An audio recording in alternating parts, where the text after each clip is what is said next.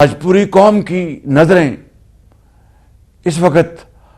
حکومت پر جمی ہوئی ہیں کہ کس طریقے سے پاکستان کی یہ معاشی مشکلات کو ختم کر کے ہم پاکستان کے اندر خوشحالی کا انقلاب لے کر آئیں۔ اس کے لیے میں آپ کو جب سے ہم نے دوبارہ 8 فروری کے انتخابات کے بعد حکومت سنبھالی اور میں دوبارہ وزیر اعظم منتخب ہوا اللہ تعالیٰ کے فضل و کرم سے اور آپ کے ووٹوں اور دعاؤں سے، تو ہم نے جو کچھ خدمت اس وقت تک انجام دی ہے اس کے نتیجے میں جو مہنگائی ہے وہ 38% سے آج 12% تک گر گئی ہے، جو کہ بذات خود اللہ تعالیٰ کے فضل و کرم سے ایک حقیر مگر بہت خوش آئند تبدیلی ہے۔ اسی طریقے سے جو قرضوں کے اوپر جو 22% جو انٹرسٹ ریٹ تھا وہ آج کم ہو کر 20% پہ آ گیا ہے۔ اس سے ملک کے اندر سرمایہ کاری کو فروغ ملے گا اور اس سے پاکستان کے جو قرضے ہیں ان کے حجم میں کمی آئے گی اور اس طرح ملک ترقی کے راستے پر تیزی سے گامزن ہوگا۔ یہ ہیں وہ پچھلے 3-3.5 مہینے کی جو حقیر کارکردگی، اور آج 100 دن ہماری حکومت کو پورے ہو چکے ہیں، اور ابھی آپ نے دیکھا کہ کل اللہ تعالیٰ کے فضل و کرم سے پٹرول کی قیمتوں میں مزید کمی آئی ہے، تقریباً 10.5 روپے فی لیٹر عوام کو فائدہ پہنچا ہے، اور اسی طرح ڈیزل کی قیمت بھی تقریباً 2.5 روپے اس میں کمی آئی ہے۔ اور اس سے کیا ہوگا کہ مہنگائی سے پریشان عوام ان کو کچھ ریلیف ملے گا، کچھ آسودگی حاصل ہوگی، اور میں سمجھتا ہوں کہ یہ ابھی ناکافی ہے۔ پچھلے 4 سال میں جو مہنگائی کا طوفان آیا جس نے غریب گھرانوں میں ایک وقت کی روٹی کو حاصل کرنا ناممکن بنا دیا، اور عام آدمی، بیوہ اور یتیم، بنیادی جو ان کی ضروریات ہیں ان کے لیے ان کو دن رات بہت تکلیف پہنچی، میں سمجھتا ہوں کہ یہ جو اشاریے ہیں الحمدللہ اس سے نہ صرف آئندہ بھی مزید ریلیف اور آسودگی ملنے کی بڑی قوی توقع ہے، بلکہ ہم انشاءاللہ محنت کریں گے تاکہ پاکستان کے اندر نہ صرف مہنگائی میں کمی آئے، نہ صرف کاروبار آگے بڑھے، نہ صرف سرمایہ کاری کو آگے بڑھایا جائے،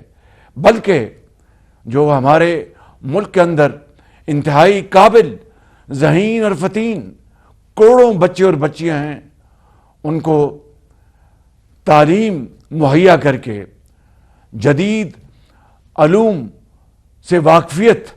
ان کو حاصل ہو، اور وہ محنت کے بل بوتے پر وہ اپنے پاؤں پہ کھڑے ہوں اور بجائے اپنے خاندانوں کے اوپر بوجھ بنیں بلکہ ان کا بوجھ بانٹیں۔ یہ ہے وہ معاشی سوچ، یہ ہے وہ فکر میاں محمد نواز شریف کی لیڈرشپ میں اور ہماری اتحادی جماعتوں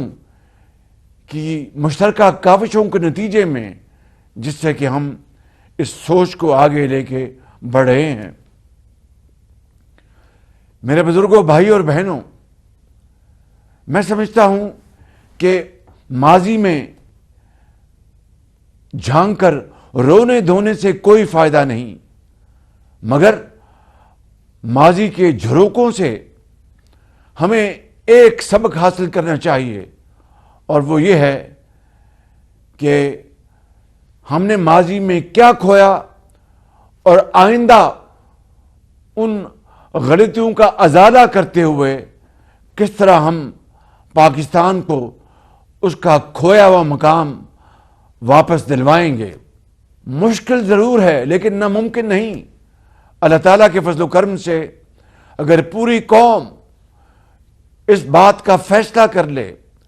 پوری قوم اس بات کا ایکا کر لے، اتحاد کر لے کہ ہم نے ذاتی نفسوں کو ہم نے ختم کر کے، ہم نے اپنی ذاتی انا کو ختم کر کے، ذاتی مفادات سے بالا تر ہو کر اگر ہم نے پاکستان کے غریب عوام کی خدمت کرنی ہے،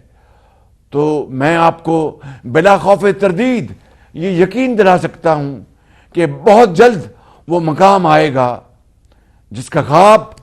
حضرت قائد اعظم نے دیکھا تھا، جس کا خواب ان کروڑوں لوگوں نے دیکھا تھا جنہوں نے ہجرت کرتے وقت اپنے پیاروں کو گوایا، لاکھوں لوگ شہید ہوئے، اور آج حضرت قائد اعظم کے خواب کی تعبیر کے لیے ہم نہ صرف سنجیدہ ہیں بلکہ میں پوری پاکستان کو اس بات کا یقین دلانا چاہتا ہوں، اور اس ذات باری تعالیٰ کو کہ جس کے قبضے میں ہماری جان ہے، کہ اگر ہم محنت کریں گے، اثار اور قربانی کا جذبہ لے کر چلیں گے تو کوئی مشکل ہمارے راستے میں رکاوٹ نہیں بنے گی۔ پہاڑ، دریا، سمندر کوئی ہمارے راستے کو روک نہیں سکے گا، مگر شرط یہ ہے کہ ہم صدق کے دل سے ہم فیصلہ کر لیں کہ ہم نے اس ملک کی تقدیر بدلنی ہے، محنت کرنی ہے، اور قربانی اور احسار کا بھرپور مظاہرہ کرنا ہے۔ اس کے لیے حکومت وقت یعنی میری حکومت کا فرض اولی ہے کہ ہم شاہانہ اخراجات کا خاتمہ کریں، ہم ایسے تمام اداروں کا جس کا عوامی خدمت سے دور دور تک کوئی تعلق نہیں، اس کا خاتمہ کریں۔ مثال کے طور پر پاک PWD، یعنی اندازہ کیجئے کہ نام کتنا معتبر اور محترم، مگر اگر میں آپ کو یہ بتاؤں کہ یہ ان اداروں میں شامل ہوتا ہے،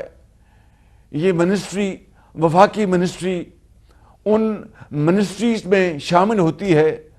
جو زمانے بھر میں بدنام ہے کرپشن کے نام پر، اور اگر ان کا سالانہ اس منسٹری کا یعنی ان کی تنخواہیں اور پرکس اینڈ پریویلیجز یا ان کے جو الاؤنسز ہیں ملا کر یوں کہیے کہ اگر 2 ارب روپے ہوں، مگر ان کے جو ترقیاتی کاموں کے جو فنڈز ان کو دیے جاتے ہیں مختلف حوالوں سے، مختلف منسٹریز سے، وہ کئی سو اربوں میں ہیں، اور یہ بات ایک طے شدہ بات ہے۔ اگر 100 ارب روپے کا ان کا ترقیاتی فنڈز کا ان کے پاس پول ہے تو 50% کرپشن کی نظر ہو جاتے ہیں، شاید اس سے بھی زیادہ۔ اب آپ بتائیے کہ یہ دردناک کہانی یہ آج کی نہیں ہے، یہ ایک دہائی کی نہیں ہے، یہ دہائیوں پر محیط ہے۔ اس لیے میرے بزرگوں، بھائی اور بہنوں، میں نے یہ فیصلہ کیا ہے کہ ایسی تمام وہ منسٹریز یا ادارے جو عوامی خدمت کے بجائے جو ایک قوم کے اوپر بوجھ بن چکے ہیں اور نہ صرف بے جا اخراجات بلکہ کرپشن کا منبع بن چکے ہیں، ان کا خاتمہ آج ناگزیر ہو چکا ہے۔ ان کو ختم کرنا آج میرا فرض اولی ہے. لہٰذا اس کے اوپر ایک منسٹریل کمیٹی بنا دی گئی ہے اور میں آپ کو یقین دلاتا ہوں کہ انشاءاللہ اگلے 1.5-2 ماہ میں آپ کے پاس مثبت نتائج لے کر آؤں گا اور ایسے تمام اداروں کا خاتمہ کر دیا جائے گا جو آج پاکستان کے اوپر بوجھ بن چکے ہیں، جو کروڑوں عوام کی جیب کے اوپر بوجھ بن چکے ہیں. ٹیکسز کے ذریعے ان کی تنہائی اور کرپشن کی نظر ہو جاتی ہیں. میں سمجھتا ہوں کہ یہ ایک واحد ایسا قدم ہوگا کہ جو انشاءاللہ پاکستان کے اندر نہ صرف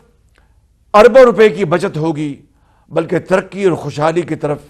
ایک سنگ میل کی حیثیت رکھے گا انشاءاللہ. اور میرا آپ سے وعدہ ہے، زندگی رہی تو اگلے 1.5 ماہ میں انشاءاللہ بہت سالڈ فیصلے اس حوالے سے آپ کے پاس میں لے کر آؤں گا. میرے انتہائی قابل احترام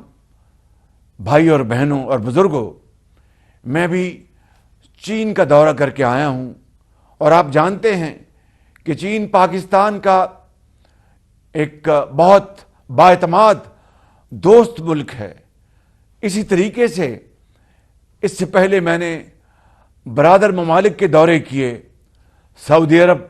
پاکستان کا ایک انتہائی بااعتماد برادر ملک ہے. وہاں پر اربوں ڈالر کے سرمایہ کاری کی کمٹمنٹس ہوئی ہیں. ابھی میں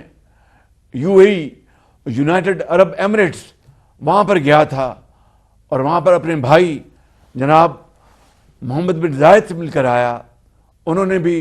10 ارب ڈالر کی سرمایہ کاری کی کمٹمنٹ کی ہے. اور جو الیکشن سے پہلے جو انٹرم دور تھا، اس زمانے میں اس وقت کے انٹرم پرائم منسٹر کاکڑ صاحب بھی تشریف لے گئے تھے. خود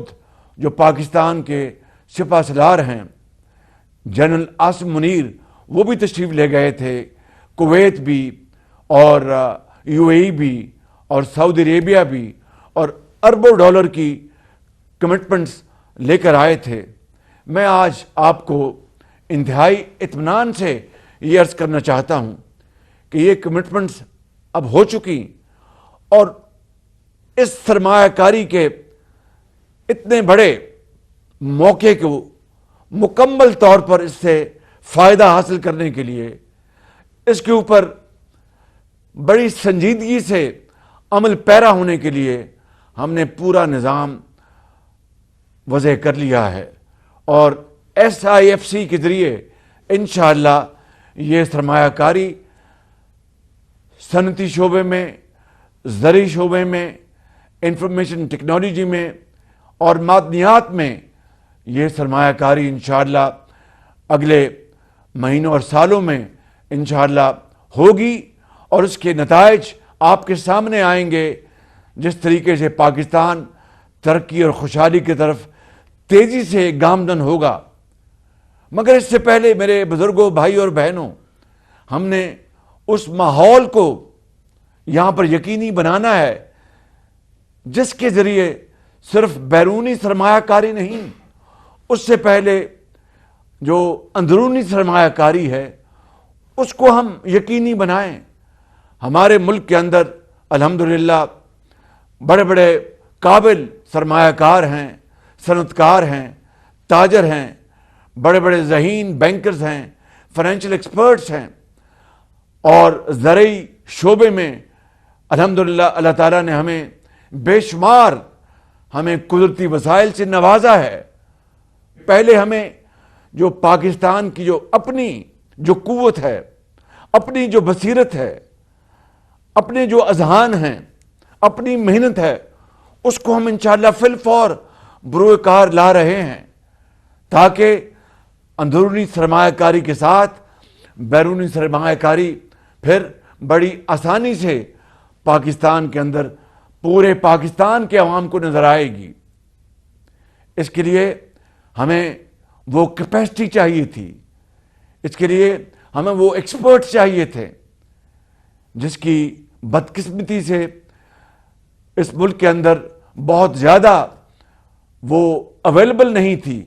لیکن ان 3.5 مہینوں میں میں آپ کو یہ بات بتانے میں بڑی خوشی محسوس کر رہا ہوں کہ الحمدللہ نہ صرف وہ کیپیسٹی بڑی تیزی سے ہم نے پاکستان میں ہم لے آئے ہیں، بلکہ اس کے اوپر عمل پیرا ہے۔